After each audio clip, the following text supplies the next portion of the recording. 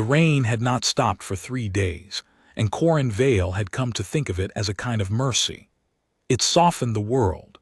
It blurred the edges of the ruin that had been the settlement of Ardent Hollow, and it filled the craters with dark water so that a person could almost pretend the black holes in the earth were only ponds, and not the places where houses had stood. He walked the length of the ridge road with his rifle slung and his hood pulled low, and he counted. It was a habit he could not break. He counted the chimney stones. He counted the burned fence posts. He counted, though he did not want to, the small mounds under the tarps he had laid down himself, in the long gray hours after the ships had gone. There were 41 of those mounds. He knew every name that belonged to them. Corin was 19 years old. In a different season of his life he might have been called a boy, and in some ways he still moved like one, all economy and quickness, his shoulders not yet grown into the frame they promised. But there was nothing boyish left in his eyes. Whatever softness had lived there had been burned out along with the town, and what remained was a flat, patient attention that made the few survivors who passed him on the road step wide and say nothing. Ardent Hollow had been a farming colony on the fourth world of the Talon system, one of 900 human settlements scattered along the frontier where the old maps still said uncharted in faded letters. It had been a quiet place. The people there grew grain that did not need much sun and kept animals bred to eat the bitter native grasses, and they traded surplus down the gravity well to the orbital station once a season. They had no army. They had a constable named Dashi who kept an old sidearm in a drawer, and they had a volunteer fire brigade, and they had a schoolhouse with one teacher for 40 children. That was the shape of the world Corin had grown up in. A world with no enemies, because no one had ever thought to make one of it. The Vashet came out of a clear morning sky. Corin had been up on the north pasture when it happened, mending a break in the wire, because his mother had asked him to do it before the rains, and he had put it off too long. He remembered the light changing first. Not a shadow exactly, but a wrongness in the light, as though a cloud had passed over the sun except there were no clouds.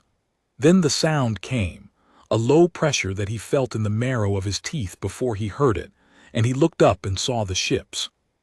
There were 3 of them, long and dark and ribbed like the bodies of insects, hanging over the valley without any visible means of flight. They did not fire at first.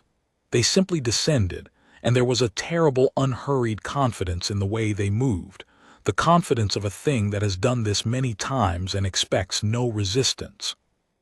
Corin stood in the pasture with a coil of wire in his hands and watched them settle over the rooftops, and some animal part of him, older than thought, told him to lie down in the grass and be still. He obeyed it. That was the thing he would carry for the rest of his life, folded up small and cold inside his chest. He obeyed the instinct, and he lay down in the wet grass at the top of the north pasture, and he watched his town die. The Vashet did not want anything from Ardent Hollow. That was what he could not make sense of in the days after, turning it over and over until his mind wore grooves in it. They did not loot. They did not take slaves or ground or grain. They came down into the streets on long jointed legs, and they moved through the settlement with weapons that made no sound, only a faint blue shimmer, and where the shimmer touched a person, that person simply stopped, folded, and did not move again. They did it to old Dashi on the constable's step. They did it to the schoolteacher, Mira, who had come out into the road with her arms spread wide in front of the children as though her body could be a wall. They did it to the children. They did it without hurry and without anger and without any sign at all that they understood what they were doing, and that absence of feeling was the thing that broke something in Corin that would never grow back the same way. He had imagined in the abstract way that peaceful people imagine violence, that if evil ever came it would come with a face he could hate. It would snarl. It would want. It would be a monster, and monsters could be understood, and understood things could be fought. The Vashet were not monsters. They were gardeners weeding. He lay in the grass with his hand pressed over his own mouth to keep the sound in, and he did not move, and by the time the ships lifted again into the clear afternoon, there was no one left alive in the valley but him, and a handful of others who had, like him, been away at the edges when it came. A woman named Sella who had been down at the river.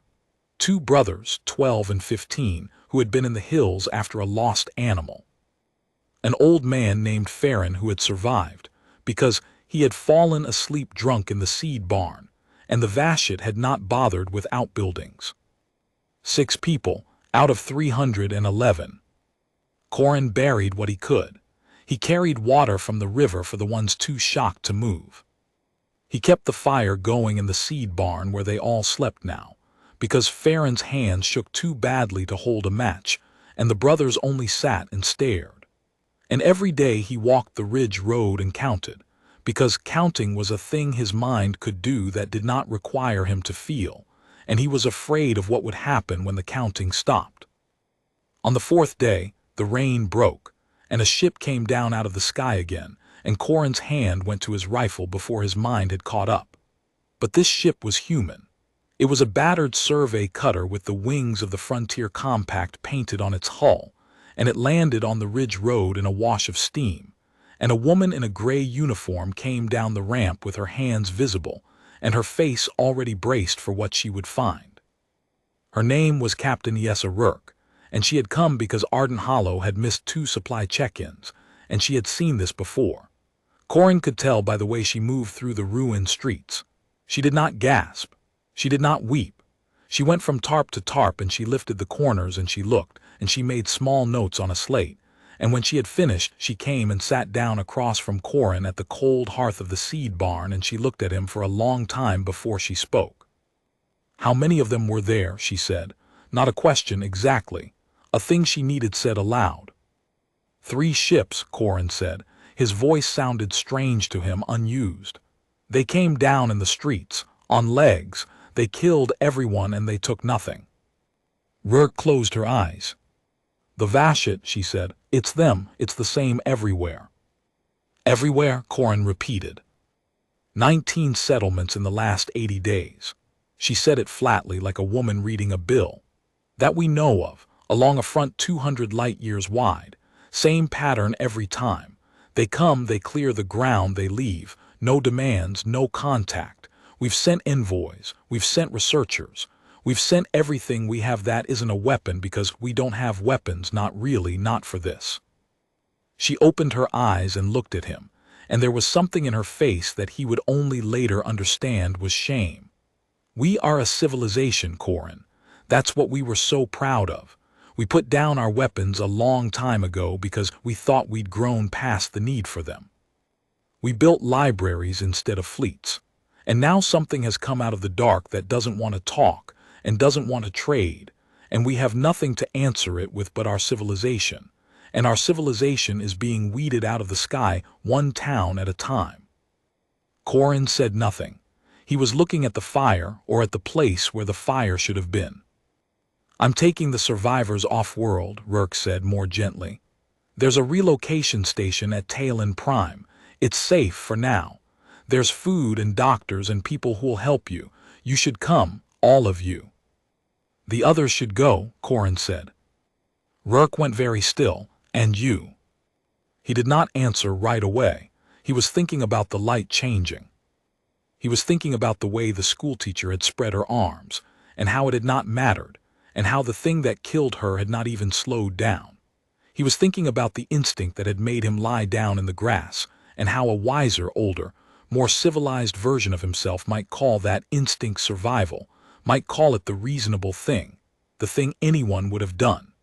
And he understood, sitting there at the cold hearth, that he did not want to be that version of himself anymore. That version had lived. Everyone he loved had died. There has to be something, he said. Somewhere, someone who fights. Rourke's jaw tightened. There are rumors, she said carefully. There's always rumors. There's a name people say when they've had too much to drink and they want to feel less afraid. They call it the 9th Yard, an old military shipyard from before the Compact disarmed. Supposedly there's still hardware there. Warships, real ones. Mothballed, forgotten, sitting in the dark for 200 years because we decided we didn't need them anymore. She shook her head. It's a story, Corin. Even if it's real, there's no one left who knows how to fly those things. We unlearned all of it. On purpose. But it's real, Corin said. The yard, it exists.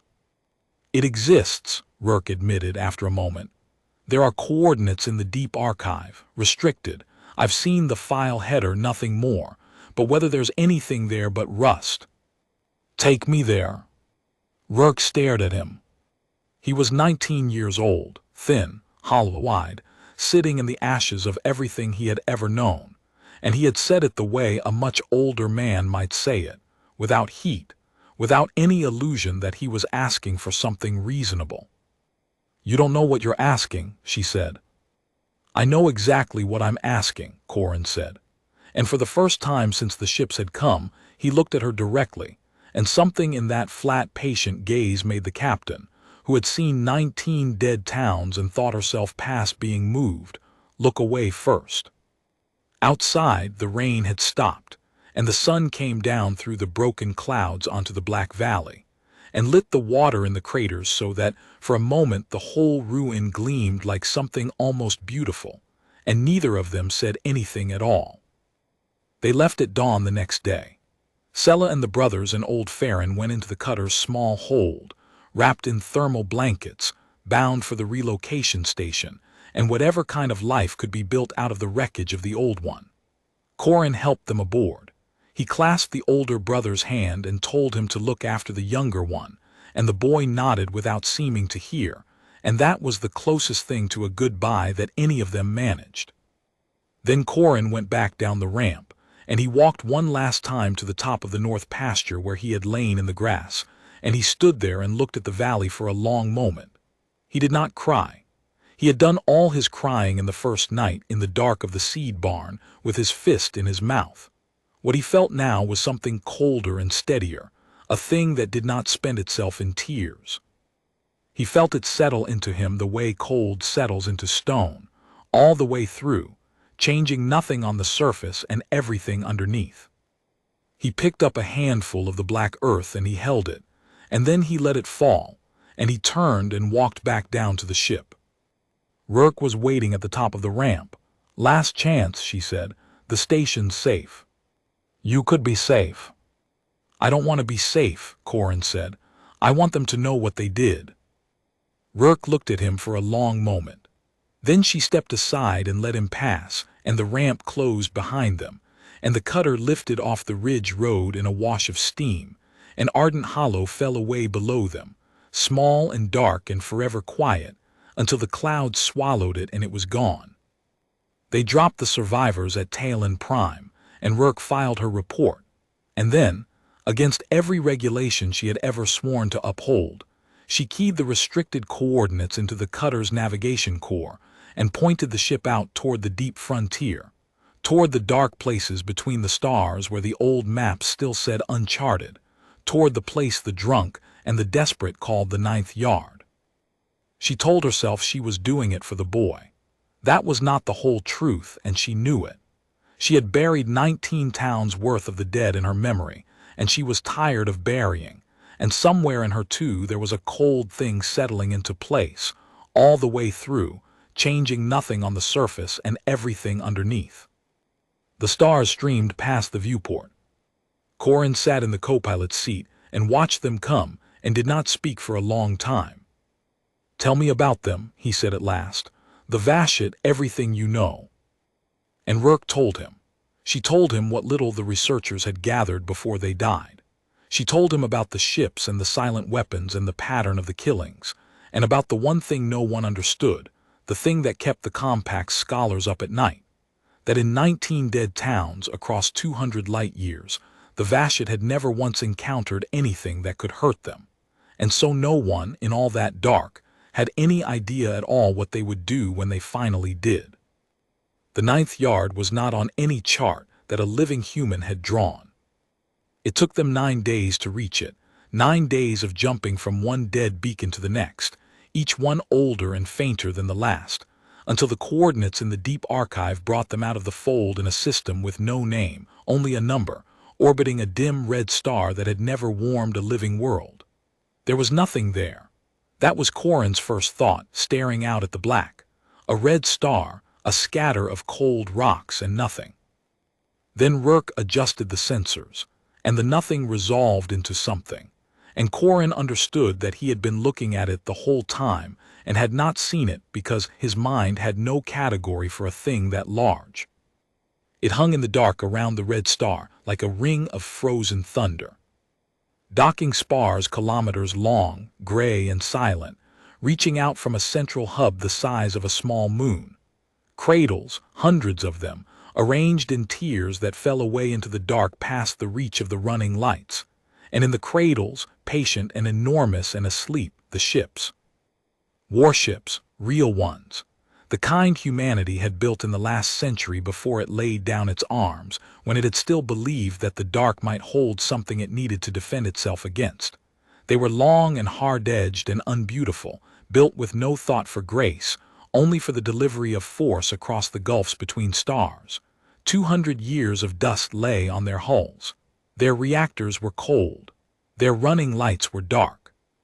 They had been sealed and mothballed and forgotten by a species that had decided, in a fit of hope, that it would never need them again. "My God," Rourke said softly, "it's real, it's all real." Corin said nothing. He was counting. He could not help it. He counted the ships he could see and lost the count past 200, and understood that there were more than he could see, tier upon tier of them falling away into the dark. 200 years, Rourke said. Nobody's been out here in 200 years. The people who built these are dust. The people who could fly them are dust. We tore the knowledge out of the schools, Corin. We wanted to be better than this. We wanted to be a civilization that had grown past the need for. She gestured helplessly at the sleeping fleet. For that. And how did that work out? Corin said.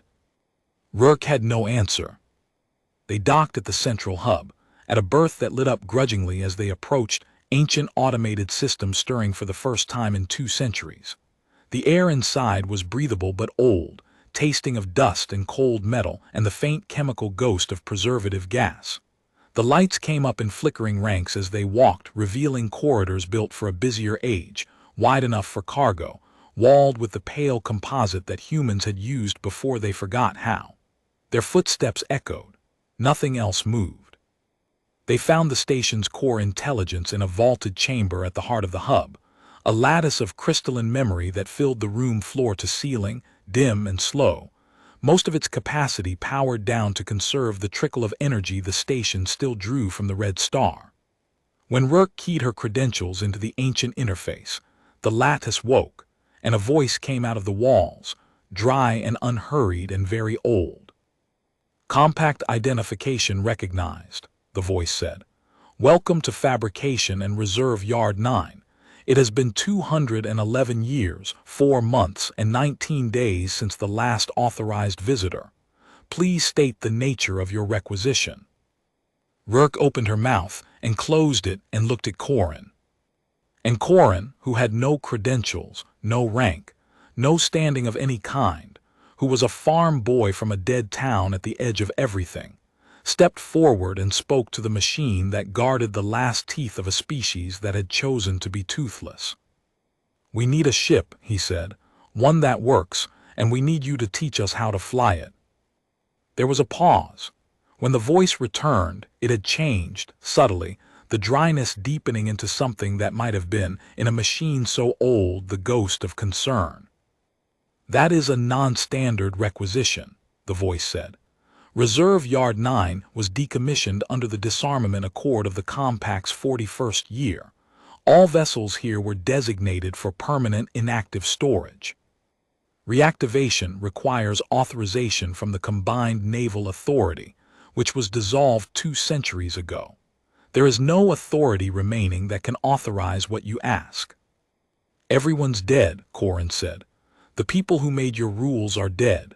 The Vashet are killing us, town by town, and there's no one coming to stop it because we decided a long time ago that we'd never need to. I'm asking you. There's no one else left to ask." Another pause, longer this time. The lattice pulsed slowly in the dark, thinking whatever thoughts a 200-year-old machine thinks when the last rule it was built to enforce dies in front of it. "State the threat," the voice said. And so Corin told it. He told the machine about Ardent Hollow, about the 3 ships and the silent weapons and the schoolteacher with her arms spread wide. Rourke fed it the compact's data, 19 dead towns, the pattern, the readings the researchers had taken before they died. The lattice absorbed it all in silence, and the lights in the chamber pulsed and shifted, and Corin had the sense of something vast and slow turning over in its sleep, waking to a world it had not been built for. The vessels of Reserve Yard 9, the voice said at last, were constructed for engagements of a kind that has not occurred in the history of your species. They were built to answer force with overwhelming force. The disarmament accord was passed because a majority of your ancestors believed that such capacity, held by any hand, was a moral wound in a civilization. They were not wrong. To wake these ships is to reopen that wound. I am obligated to tell you this before I proceed. I understand, Corin said. You do not, the voice said, not unkindly. You are 19 years old. You have never killed anything. What you are asking to become is not something you can understand before you have become it. But I will not refuse you. The purpose for which I was built was to keep these vessels ready against the hour of a threat my makers hoped would never come. That hour has come. It would be a betrayal of my function to remain asleep because the ones who set my function are dead. The lattice flared, brighter now, and Corin felt the station change around him, distant systems stirring, power flowing into corridors that had been dark for 200 years. I will wake a ship. I will teach you what I can. But understand what you are choosing, Corin Vale of Ardent Hollow. There is a line in every civilization between what it can do and what it permits itself to do, and your people drew that line very carefully and paid a great deal to keep it. You are about to erase it. You cannot draw it again afterward. Nothing that crosses that line ever comes all the way back. Corin thought about the mounds under the tarps, 41 names he knew. 311 in all, 19 towns, 200 light years. Wake the ship, he said. The lattice showed them the fleet ship by ship, a procession of sleeping giants scrolling across the vaulted wall, battleships the length of cities, carriers with wombs full of dead fighters, siege platforms built to crack the crust of a world, and Corin, watching, understood that he did not want any of these. They were too large, too blunt, too much like the Vashet's own unhurried confidence. He did not want to become a bigger version of the thing that had killed his town. He wanted something else. Something that could reach into the dark and find the killers and make them understand, in the last moments before the end, exactly what they had done and to whom. That one, he said and pointed. It was smaller than the others. A frigate, the lattice named it, a hunter-class fast-attack vessel, long and lean and dark, built not for the crushing of worlds but for the pursuit of a single enemy across the gulfs between them. It had teeth enough to gut a battleship if it got in close, and speed enough to run down anything that tried to flee, and it was old, and it was cold, and it had been sleeping in the dark for 200 years waiting for exactly this. The frigate Vindication, the lattice said, an appropriate choice. She was among the last vessels constructed before the Accord. She never saw service. She has been waiting. A pause. Her crew complement is 40. You are 2. Then teach us fast, Corin said. The waking of the Vindication took 11 days. Corin spent every hour of them learning. The lattice fed him everything, poured 200 years of forgotten knowledge into him in a torrent that would have broken a lesser mind and nearly broke his. He learned the ship's reactor, and its weapons and its skin. He learned to read the language of a warship's sensors, the way a hunter reads the language of a forest. He learned things his ancestors had torn out of the schools on purpose, terrible practical things, the geometry of a killing pass, the arithmetic of a target's flight, the cold, clean mathematics of the delivery of force across the dark. He learned them because he had to, and because some part of him that he did not examine too closely was good at them, was better at them than a boy from a farming town had any right to be. Rourke learned the ship's systems, the 10,000 small tasks that kept a warship alive. The lattice built them tools, waking dormant fabrication bays to spin up the components a two-person crew would need, automating what could be automated, teaching Corin and Rourke to do the rest with their own 2 pairs of hands. It was not enough. 40 people had crewed a ship like this, and there were 2 of them. But the lattice was old and clever, and it stripped the Vindication down to what 2 determined people could run, and it wired the rest into itself, and it made a hole out of the pieces that remained. And in the 11 days, something happened to Corin that neither he nor Rourke spoke of, though both of them saw it. The last of the boy went out of him. It did not go all at once, and it did not go with drama. It went quietly, in the long hours in the frigate's cold heart, as he learned to be the thing his species had sworn never to make again. He stopped counting the dead. He had found something else to do with the part of his mind that could not feel. He turned it, all of it, cold and patient and total, toward the killing of the Vashet. On the 11th day, the Vindication woke. Her reactor caught with a sound like the whole station drawing breath, and her running lights came up red along her dark flanks, and her weapons stirred in their housings, and 200 years of dust boiled off her hull in the wash of her waking engines. She hung in her cradle, alive now, terrible now, a made thing built for one purpose, finally given a hand to guide it toward that purpose. Corin stood on her bridge, in the center seat that 40 people had once served around, and he felt the ship come alive under him, felt the reactor's steady pulse like a second heart beside his own. "Vindication is at your command," the lattice said, its voice threaded now through the ship's own systems, for it had copied a piece of itself into her, a fragment of the old station intelligence to serve as her mind and her memory and her guide. "I will go with you. What is left of me here can run the station on its own. Where you go, I will help you fly." "Thank you," Corin said. "Do not thank me yet," the lattice said. "You do not yet know what I am going to help you do." Rourke took the pilot's station. Corin took the center seat. And the frigate Vindication, the last hunter of a species that had chosen to forget it knew how to hunt, slipped her cradle and turned her sharp dark prow toward the frontier, toward the 200 light-years of dead towns, toward the gardeners weeding humanity out of the sky. Behind them the 9th yard fell away into the dark, its cradle still full of sleeping giants, its red star burning cold and patient over the teeth of a civilization that had believed, and been wrong, that it would never need them again.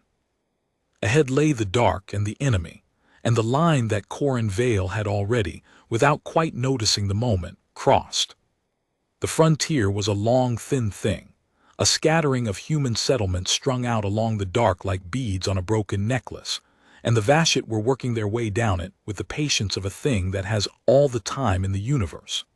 Rourke laid it out on the bridge's tactical plot, 19 dead towns marked in gray, and Corin studied the pattern the way the lattice had taught him to study a target's flight, until the pattern told him where the killers would go next. "Here," he said and touched the plot, "a settlement called Bright Meridian, a mining colony on a moon 3 jumps out. They're moving down the line. They've cleared everything behind it. This is next." "You can't know that," Rourke said. "I can know it," Corin said. "It's what the lattice taught me. They're not raiders, they don't choose. They're following a pattern, a survey grid. They started at one end and they're working to the other, one world at a time, and they don't skip and they don't backtrack because they don't think of us as an enemy. They think of us as a field, and a field gets weeded row by row." He looked at the plot, at the gray marks of the dead and the single blue mark of Bright Meridian, still alive, still unknowing. "Bright Meridian is the next row. We can be there before them. We can be waiting." The lattice's voice came through the bridge. "The boy is correct. I have modeled the Vashet advance across the full data set. The probability that Bright Meridian is the next target exceeds 94%. Estimated time to Vashet arrival, 6 days. "Then we go," Corin said, "and we warn them and we get the people off the moon and we wait for the ships to come." "And then what?" Rourke said quietly. Corin looked at her. "And then I show them what a field does," he said, "when it decides to stop being a field." They made Bright Meridian in 4 days, and it was harder than Corin had expected, and not for any reason he had foreseen. The mining colony did not want to be warned. Corin brought the Vindication down over the settlement in a wash of thrust, a warship out of a forbidden age hanging over a peaceful town, and the town looked up at it not with relief but with terror, because the sight of a human warship was as strange and as wrong to them as the Vashet had been to Ardent Hollow. They had grown up in the same civilization Corin had, the civilization that had put down its weapons and built libraries instead of fleets, and to them, the Vindication was not a rescuer but a violation, a piece of a shameful past that everyone had agreed to leave buried. The colony administrator, a careful woman named Odell, met them at the landing field with a crowd behind her and fear in her eyes. She listened to Corin's warning, and she listened to Rourke's data, and Corin watched her face and understood with a sinking certainty that she was not going to believe them, not because the evidence was weak. Because believing them meant believing the world was the kind of place where a thing like the Vindication needed to exist, and she could not let herself believe that, because if she did, then everything she was, everything her whole gentle civilization was, had been a lie. "You're asking us to abandon our homes," Odell said, "on the word of two people in a warship that shouldn't exist. Do you understand how that sounds? Do you understand what you're carrying, that thing?" She pointed at the Vindication, dark and terrible against the moon's gray sky. "Is exactly what we swore we'd never build again.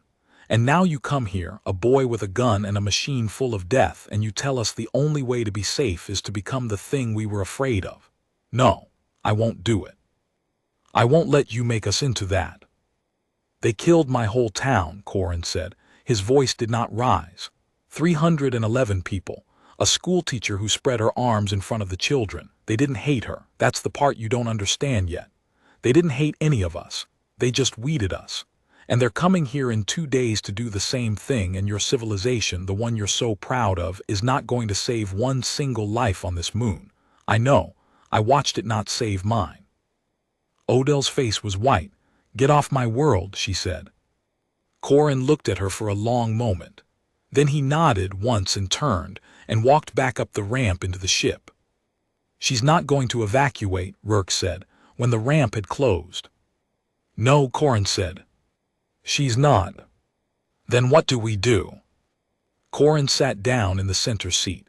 On the tactical plot, the blue mark of bright meridian burned, unknowing, 48 hours from death. He looked at it for a long time. "We don't need her to evacuate," he said at last. "We need her to be wrong. If the Vashet never reached the ground, it doesn't matter that the town didn't run." He looked up. "We meet them in the black, above the moon. We stop them before they ever come down." 3 ships, Rourke said. "You saw them. You said 3 ships did Ardent Hollow. We're 1 frigate." "We're 1 frigate that they don't know exists," Corin said. "For 200 years they've been weeding a field that can't fight back. They've never seen a human ship raise a hand. They don't expect it. They can't expect it because expecting it would mean thinking of us as an enemy, and they don't. That's the whole thing, Rourke. That's the only thing we have. They are absolutely certain all the way down that we cannot hurt them." He looked at the plot and something moved behind his flat, patient eyes. 2 days. Let's get ready." They spent the 2 days learning to kill. The lattice ran them through it again and again, the geometry of ambush, the arithmetic of a killing pass, until Corin could see the shape of the coming battle in his sleep. They positioned the Vindication in the shadow of the moon's small outer companion, a lifeless rock that would hide the frigate's heat and mask her from the Vashet's sensors until the last possible moment. They wound the reactor down to a whisper. They ran cold and dark and silent, a hunter in the grass, and they waited. And Corin thought in the waiting about the thing the lattice had said, that nothing which crosses the line ever comes all the way back. He examined himself for regret and found none, and that absence frightened him more than fear would have. He had been a boy who mended fences. He had lain down in the grass and let his town die. And now he sat in the dark heart of a warship, cold and patient and total, waiting to do violence on a scale his ancestors had torn out of the schools, and he felt no horror at it, only a terrible clean readiness, and he understood that this was what the machine had meant. That you could not know what you were choosing to become until you had already become it. He had become it somewhere in the last 3 weeks, quietly, without noticing the moment, and there was no drawing the line again. On the second day, the Vashet came. They came out of the fold exactly where the lattice had predicted, 3 long dark-ribbed ships hanging in the black above bright meridian, and Corin watched them arrive on the Vindication's silent sensors and felt his second heart, the reactor's steady pulse, quicken beside his own. They descended toward the moon with the terrible, unhurried confidence he remembered, the confidence of a thing that has done this many times and expects no resistance. And they had no idea at all, none, that in the shadow of the outer companion, a thing was waiting that their 2 centuries of weeding had never once prepared them for. "They're committing to descent," Rourke said quietly. Her hands were steady on the pilot's controls. "All 3 bellas to us." "Wait," Corin said. "Corin, wait." He watched the 3 ships tip their long bodies toward the moon, exposing the ribbed dorsal spines that the lattice had marked as their weakest structure, opening themselves in the certainty that nothing behind them could possibly matter. Wait for it. Let them commit. Let them believe they're already safe. His hand hovered over the fire control the lattice had built for him, a single console where 40 gunners had once stood. Let them believe they're gardeners. The Vashet lead ship crossed the Terminator line into the moon's light. "Now," Corin said. The Vindication came out of the shadow of the outer companion like a knife out of the dark. Her reactor flared from whisper to scream in a single heartbeat, and her engines caught, and she leapt across the black with 2 centuries of pent stillness behind her, and her weapons woke all along her dark flanks, and Corin Vale, farm boy from a dead town, opened fire on the ships that had killed his world. The first Vashet vessel died before it knew the Vindication existed. Corin had studied the ribbed dorsal spine until he could see it with his eyes closed, and he put the frigate's full forward battery into it at knife range, a lance of force so far beyond anything the Vashet had ever imagined a human might wield that the ship simply came apart, its long body folding and rupturing and blowing itself across the black in a silent bloom of fire. One instant it was a gardener descending toward a field. The next it was debris. The other 2 ships reacted. That was the thing Corin had not been sure of, whether they even could react, whether 200 years of unresisted weeding had left them any reflex for a fight. They had. They turned, quicker than their size suggested, and their silent weapons stabbed out at the Vindication, and Corin felt the frigate shudder as the blue shimmer that had folded his schoolteacher raked across her hull. But the Vindication was not a farmer in a road. She was a warship built by a species that had once, briefly, taken the dark seriously, and her skin was made to eat exactly that kind of fire, and she ate it, and she came on. "Second target coming to port," Rourke said, and threw the frigate into a turn that pressed Corin back into the center seat, and the moon and the stars wheeled across the viewport, and the second Vashet ship swung into the killing arc. Corin fired. He fired the way the lattice had taught him, not in rage, not in a spray of vengeance, but cold and precise and total, a killing pass laid down with the clean arithmetic of a thing that has decided to stop being a field. The Vindication's guns walked up the length of the second ship's dark body, and the ship broke along its spine, and its reactor let go, and for an instant the black above bright meridian was as bright as the day the ships had first come to Ardent Hollow. 2 down, 1 left. And the last Vashet ship did the thing that no Vashet ship, in 19 dead towns and 200 years of weeding, had ever done. It ran.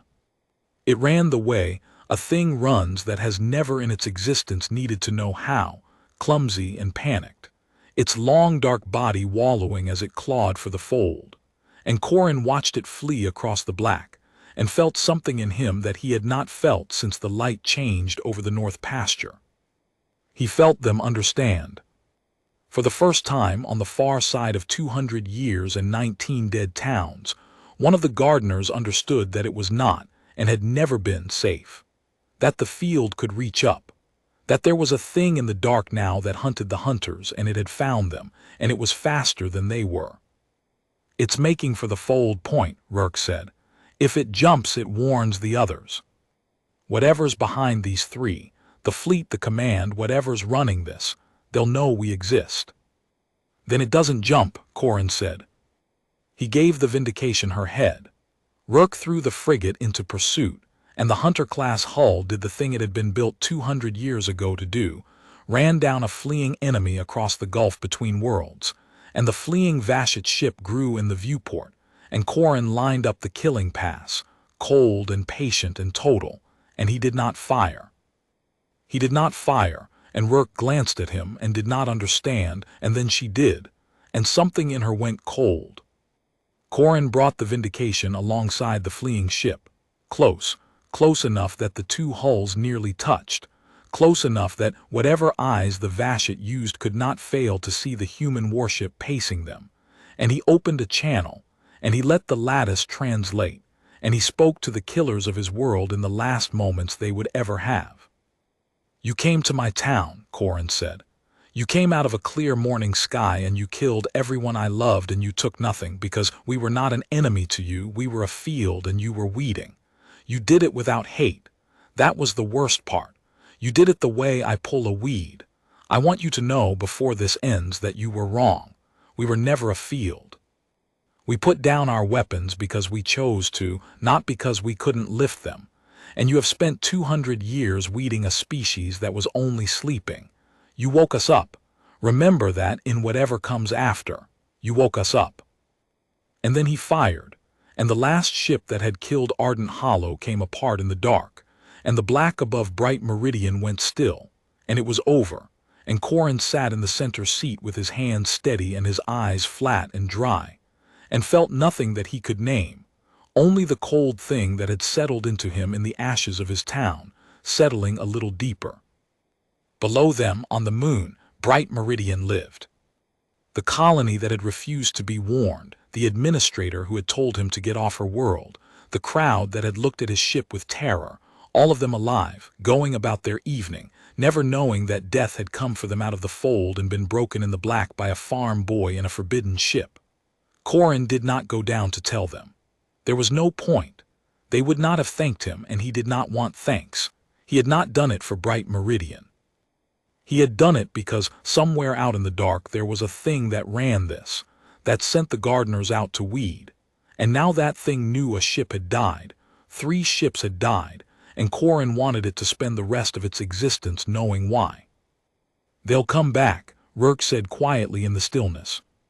"Not 3 ships. When these don't report in whatever's running this, they'll send more. This won't be a hunt anymore, Corin. It'll be a war, and we're one frigate." "No," Corin said.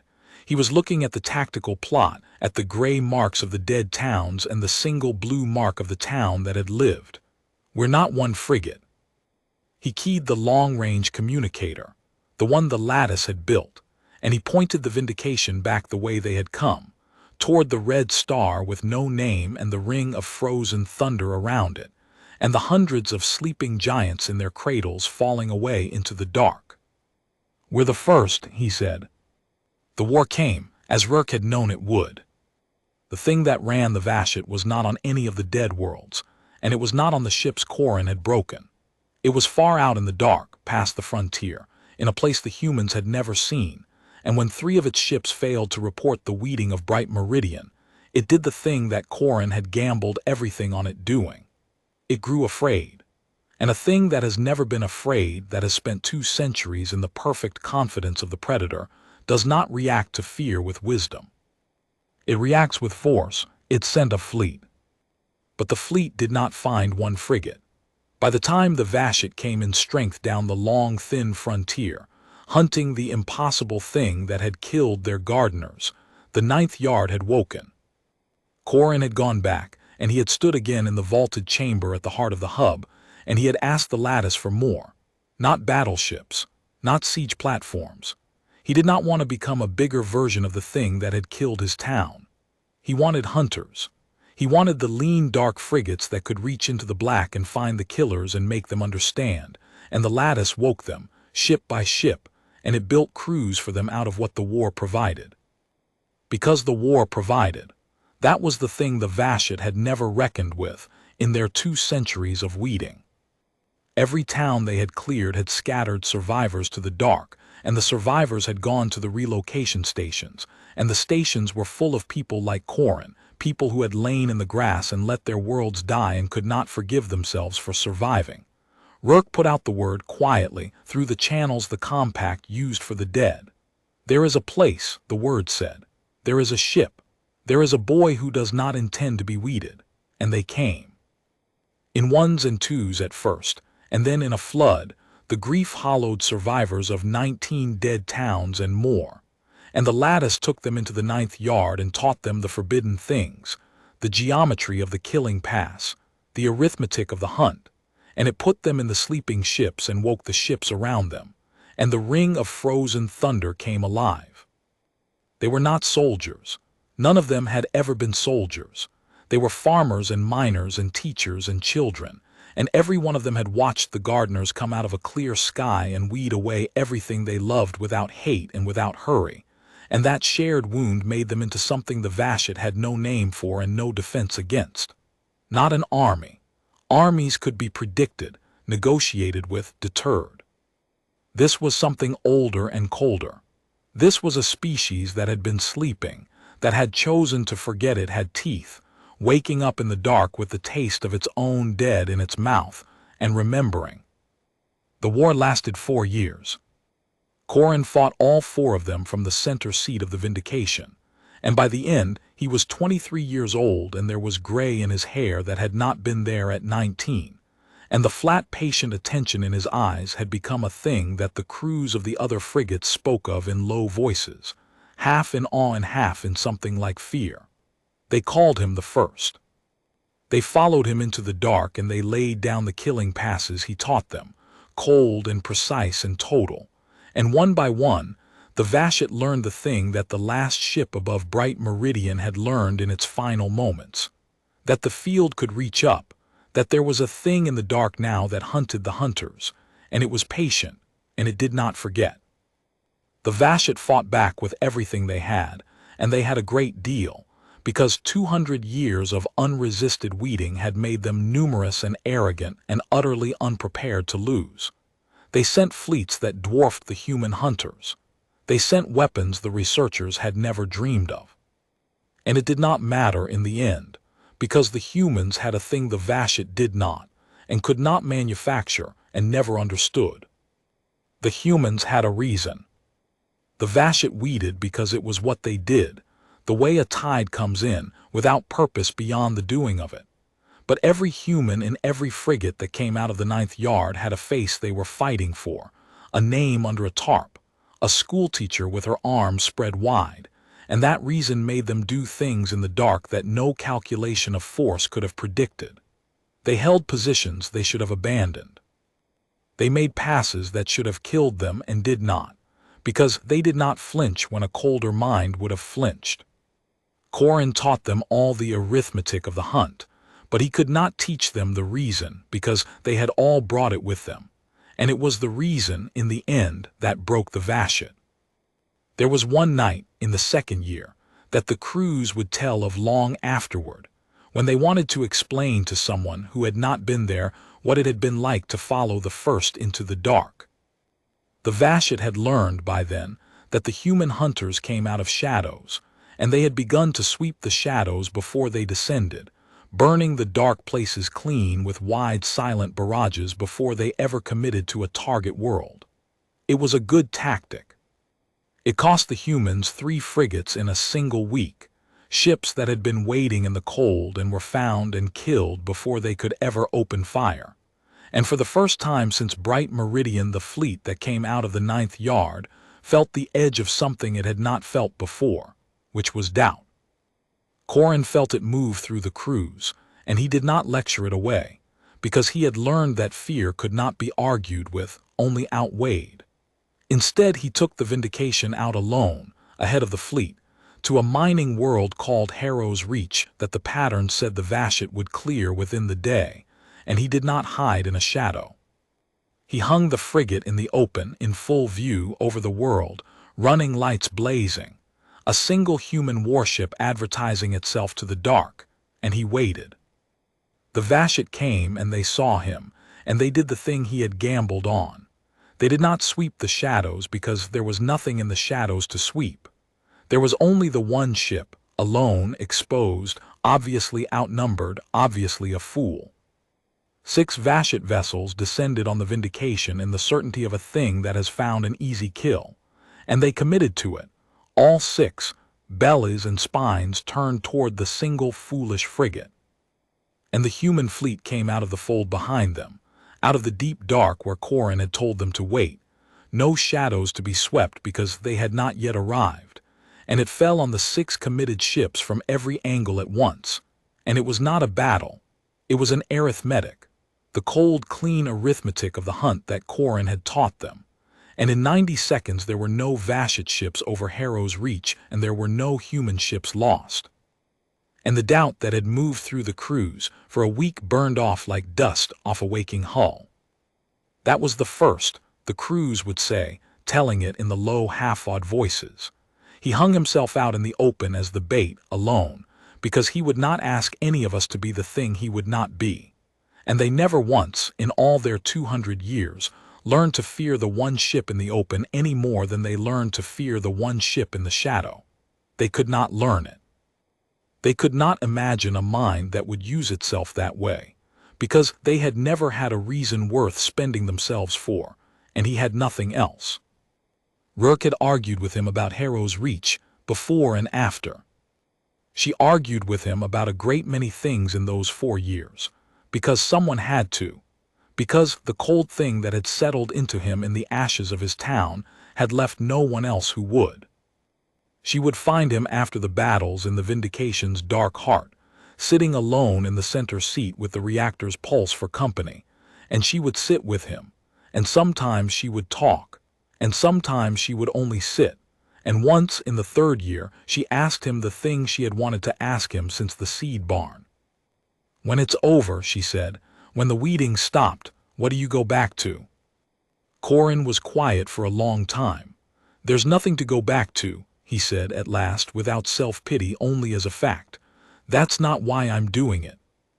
I stopped being a person who goes back to things the day I lay down in that grass. I'm the thing that stops the weeding, Rourke. That's all that's left. When the weeding stopped, there won't be anything for the thing to do."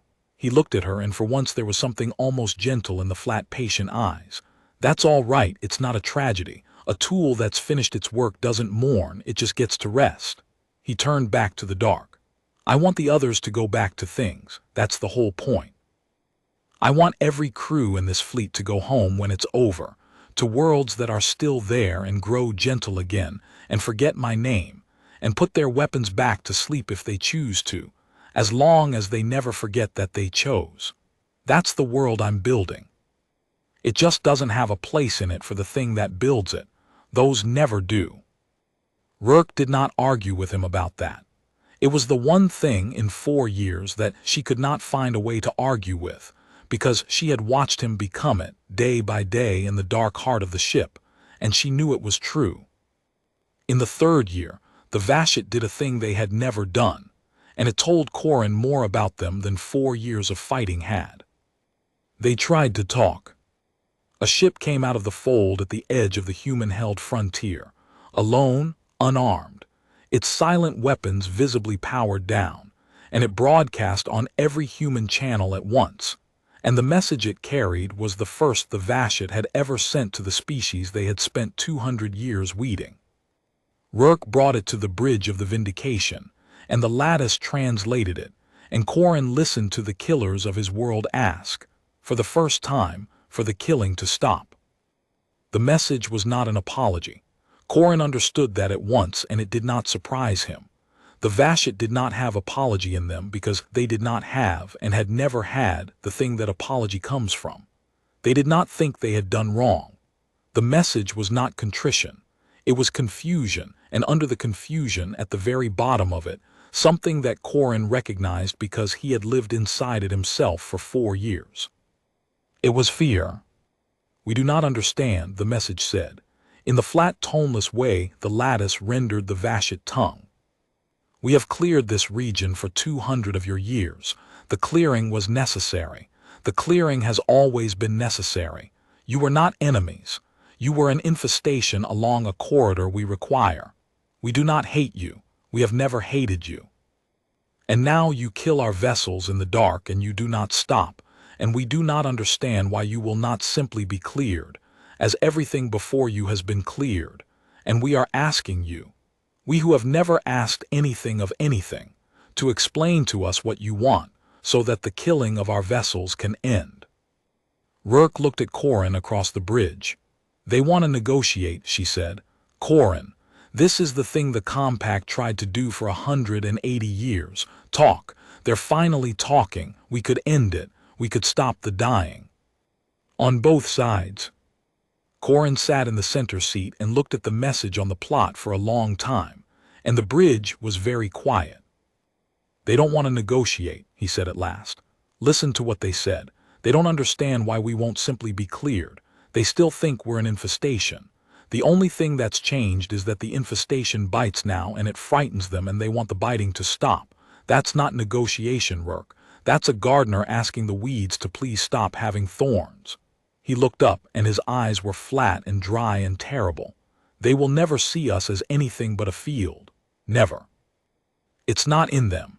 If we stop now, if we let them go home and lick their wounds, they will do exactly what they've always done.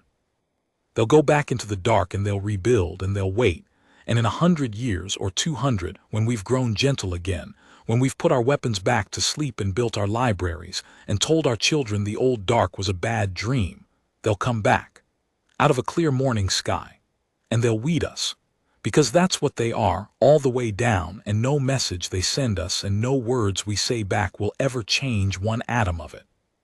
"So there's no ending," Rourke said quietly, "except one." "There's one ending," Corin said. "There was only ever going to be one. I knew it the day the lattice woke the ship. It told me. It said nothing that crosses the line ever comes all the way back. I thought it meant me." He looked out the viewport at the dark, at the lone, unarmed ship carrying the fear of a species that had never been afraid. "It meant this. It meant that once you cross the line, there's no stopping halfway across. If we lower our guns now, we die later.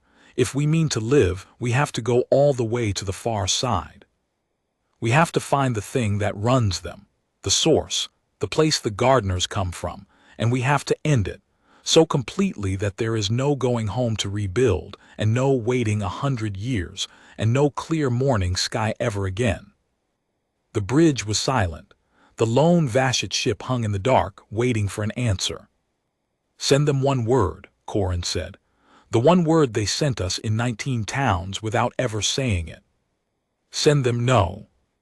Rourke sent it, and the Vashet ship hung in the dark a moment longer, absorbing the single flat syllable of a species that would not be cleared, and then it turned and fled for the fold to carry its answer home. Corin let it go. He wanted it to carry the word home. He wanted the thing that ran the Vashet to hear its own weeding sent back to it, one syllable no, and to understand at last that it had made, out of a sleeping field, an enemy that would follow it all the way to the source. Because the fleeing ship in its flight told the lattice where home was. It took 9 months to find it, and another 3 to reach it, and Corin spent the year turning the fragments the fleeing ship had given them into a path, jump by jump, deeper into the dark than any human had ever gone, out past the frontier, past the last dead beacon, into a region of the sky where the stars themselves grew strange and sparse. And at the end of it, in the black between 2 dying stars, they found the source of the gardeners. It was a world, or it had been once. Now it was a made thing, a machine the size of a planet, a vast dark hive of fabrication and command that hung in the space between the 2 dead stars and had hung there, the lattice estimated, for longer than humanity had existed. This was the root of it. This was the thing that had sent the gardeners out into the dark. Not for 100 years, not for 200, but for time out of all reckoning, weeding corridor after corridor across the galaxy, clearing the sky of whatever grew where the Vashet required it not to grow, and it had never once, in all that time, been found. Around it hung the fleet. The whole fleet, the real fleet, the thing the 19 towns and the 4 years of frontier war had been only the smallest edge of. Ships beyond counting, ribbed and dark and enormous, in numbers that made Corin's old habit of counting die in his throat. This was what humanity had been up against all along, and never known it. This was the true size of the gardeners. And Corin Vale, 24 years old now, gray at the temples, sat in the center seat of the Vindication and looked at the source of everything that had been done to him and to his species, and he did not feel small. He felt, for the first time in 5 years, almost at peace. "We can't fight that," Rourke said, and her voice was steady, because they had both known for a long time that it would come to something like this. "There's not enough of us in the whole 9th yard to fight that." "We're not going to fight it," Corin said. Behind the Vindication, spread across the dark, hung the human fleet. Not beyond counting. Corin could still count these, but more than the 2 of them who had slipped a cradle 5 years ago could ever have imagined. 200 Hunter-class frigates, woken one by one from their 2-century sleep, crewed by the grief-hollowed survivors of 100 dead towns, every one of them carrying a face, a name, a reason. It was not enough to defeat the fleet that hung around the hive. It was not remotely enough. It did not need to be. "The lattice modeled it," Corin said quietly. "The whole thing runs on the hive. The gardeners, the fleet, the 200 years of weeding, all of it comes out of that one-made world, and all of it is coordinated from it, and none of it, not one ship of it, was ever built to survive without it. They've never needed a fallback. They've never been threatened at the root. In 200 years, in 10,000 years, nothing has ever come this far, because nothing they weeded was ever supposed to survive to follow the fleeing ship home." He looked at the hive, dark and vast and utterly certain of its own safety, exactly as the 3 ships above Arden Hollow had been certain, exactly as the last ship above Bright Meridian had been certain in the instant before it learned. "They made the same mistake at the root that they made in my town. They think we're a field. They think a field can't reach the gardener's own hand. We're going to prove them wrong one last time." He stood up from the center seat. It was the first time he had done so in the middle of an engagement in 5 years, and Rourke turned to look at him, and the whole bridge turned to look at him. "Take the fleet in on the flanks," he told Rourke. "Loud, all of it. Make them look at you. Make every ship in that swarm turn to face 200 frigates coming out of the dark, screaming, exactly the enemy they've been dreading for 4 years. Make them so certain that the human fleet is the whole threat that they forget, for 90 seconds, to watch their own front door." He looked at her, and something passed between them that had been 5 years in the making. The captain who had broken every regulation she swore to uphold, and the farm boy she had carried out of the ashes of his town. "And while they're looking at you, I'm going to walk in through the front door." Rourke understood. He watched her understand, and watched her want to argue, and watched her decide not to, because she had known him for 5 years, and she knew there was no arguing with the cold thing that had settled into him in the ruins of Arden Hollow. "1 frigate," she said, "alone into that." "1 frigate," Corin agreed. "The way it started, the way it was always going to end." He almost smiled. It did not reach his eyes. Nothing had reached his eyes in 5 years. "They never see the one ship in the shadow, Rourke. 200 years of weeding, and they never once learned to watch for the one ship in the shadow. It's the only thing they never learned. It's the only thing we ever needed." The human fleet came out of the dark screaming.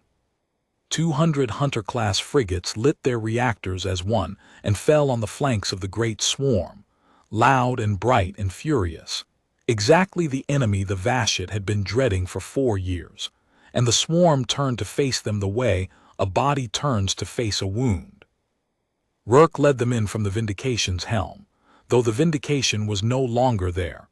Corin had taken the frigate and slipped away into the dark while the fleet made its noise, and Rourke commanded from a sister ship now, and she took the human hunters into the largest fleet any of them had ever seen and did not slow down. The battle in the space between the two dead stars was the largest thing humanity had ever done, and no one would ever see it, and no history would ever hold it, and the survivors who lived through it would speak of it only in the low, half-awed voices they used for Corin himself. 200 frigates against a swarm beyond counting. It should have lasted minutes. It lasted long enough, because the humans had a reason and the Vashet had only a habit, and a reason will hold a line that a habit abandons.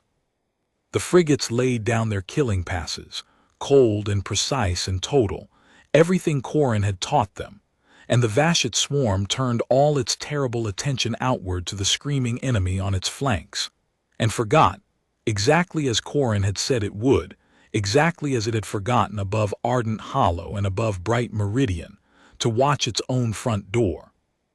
And through the front door, dark and silent and alone, came the vindication. Corin flew her himself.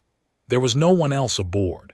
He had sent the last of her skeleton crew to the sister ships, because what he meant to do required no crew, and because he did not intend to ask anyone else to do it.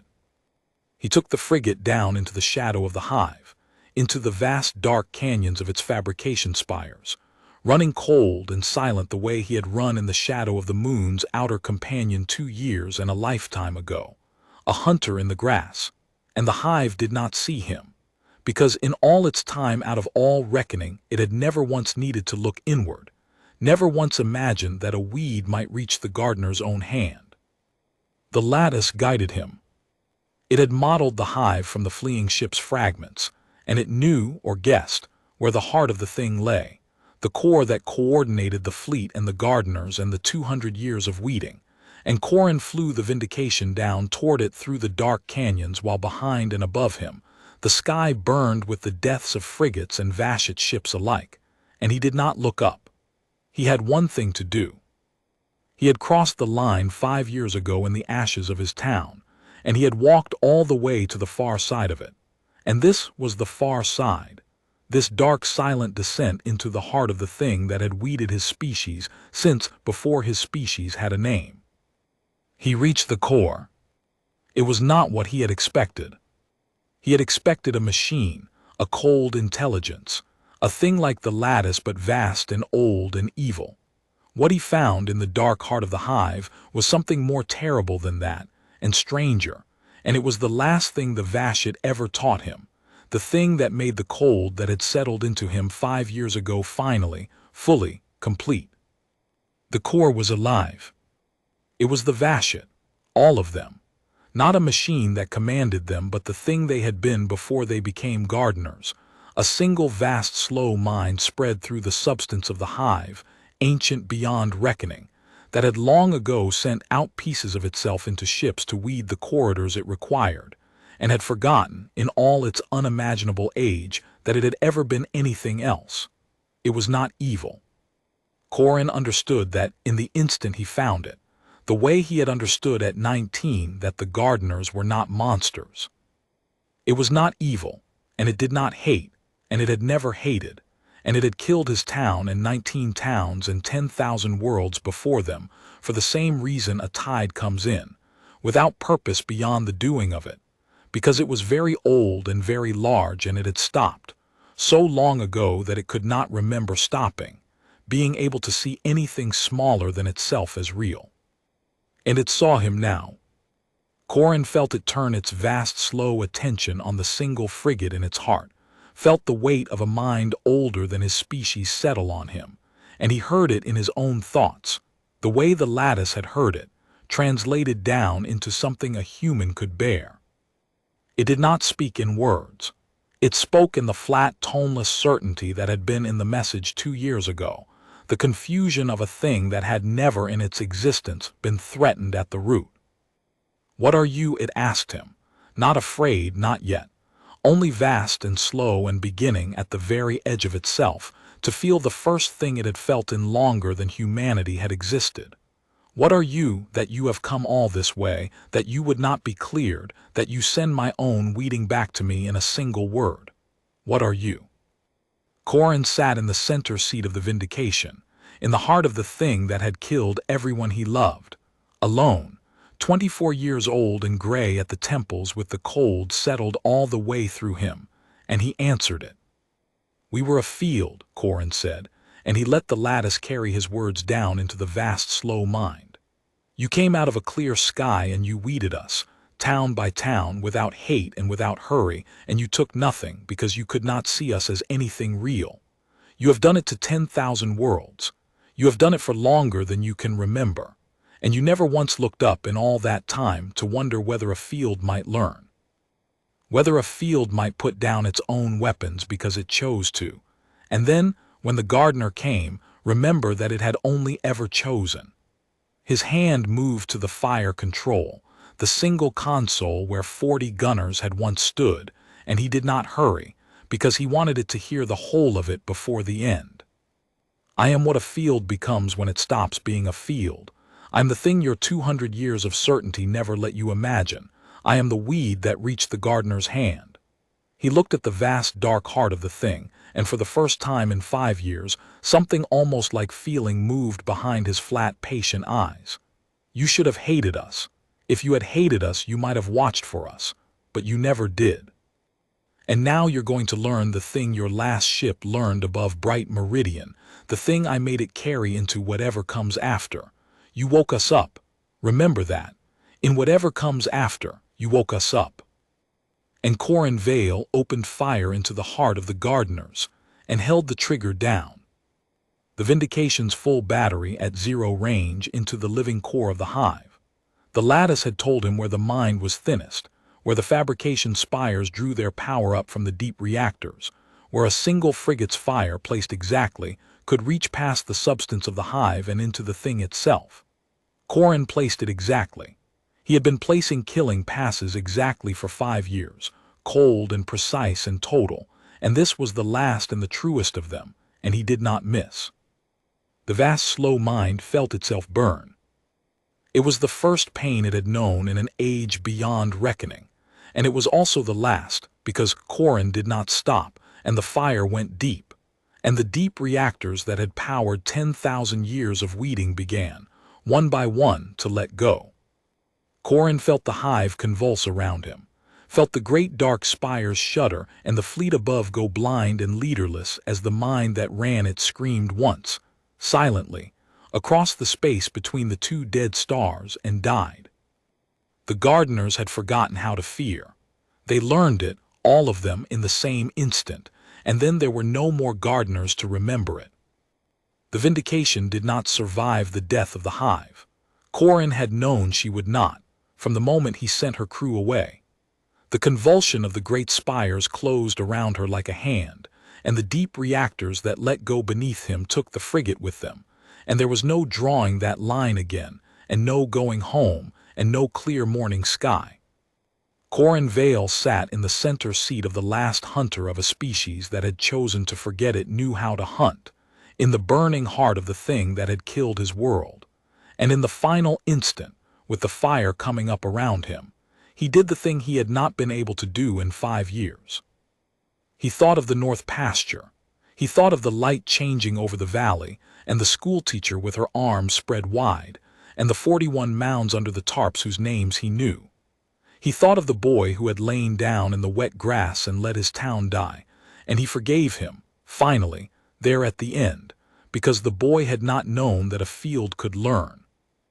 And then the fire took the Vindication and took Corin Vale with her, and the heart of the gardeners went dark forever, and it was over.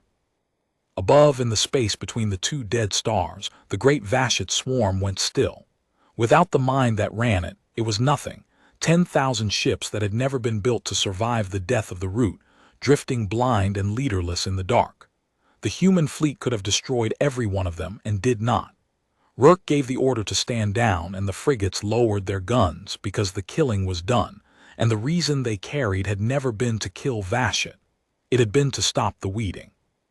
And the weeding was stopped. They found no trace of the Vindication. There was nothing left to find. Rourke took the fleet home the long way, down the frontier, past the 19 dead towns, and at Arden Hollow she brought the ships down out of the sky over the Black Valley where it had begun. And the crews, the grief-hollowed survivors of 100 worlds, stood in the ruined streets in the rain and were silent. And then one of them began to speak the names, and the others took it up, 311 names, and 41 that a farm boy had known.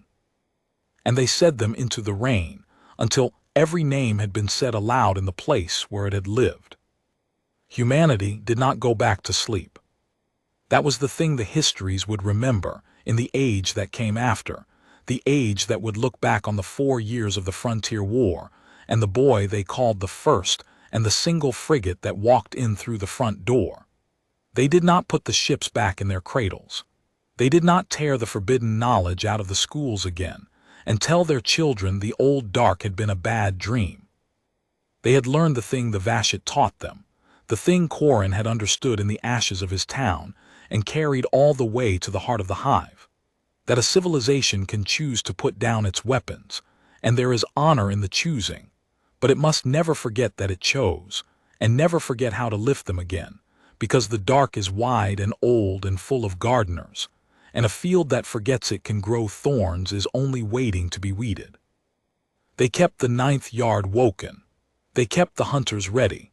They built libraries still more than ever, but now there were teeth behind the libraries, and the teeth were not a shame to them any more. They had been civilized once, in the way that means toothless, and it had cost them 19 towns and a boy who walked into the fire alone. They were something else now. They were civilized in the way that means a thing chooses, every day not to weed, while never forgetting that it could. They built one monument, and only one, not to the war and not to the fleet. On the ridge road above Ardent Hollow, at the top of the north pasture where a boy had once lain in the grass and let his town die, they set a single dark stone, and on it they carved no dates and no victories, only the words that a farm boy had sent to the killers of his world in the last moments before the end, the words that the last gardener carried into whatever came after, the words that a whole species had learned to live by in the age that followed. You woke us up. And every clear morning, when the sun came up over the Black Valley and lit the water in the old craters so that for a moment the whole ruin gleamed like something almost beautiful, the light fell on the dark stone and the 4 words carved there, and anyone standing on the ridge road could look up into that clear morning sky and know that if anything ever came down out of it again, out of a clear sky, without hate and without hurry, expecting a field, it would not find one. Not anymore. Humanity had been civilized once and had been weeded for it, and had gone out into the dark and learned the far side of the line and come back changed all the way through. They would never be a field again. They had stopped being civilized in the old toothless way on the day the gardeners came out of a clear morning sky, and they had become, in its place, the one thing in all the wide old dark that the gardeners had never once thought to fear, a peaceful people who had learned, too late for a boy named Corin Vale, that the deadliest thing in the universe is not a species that has always known how to kill. It is a gentle one, pushed past the last edge of its patience, remembering.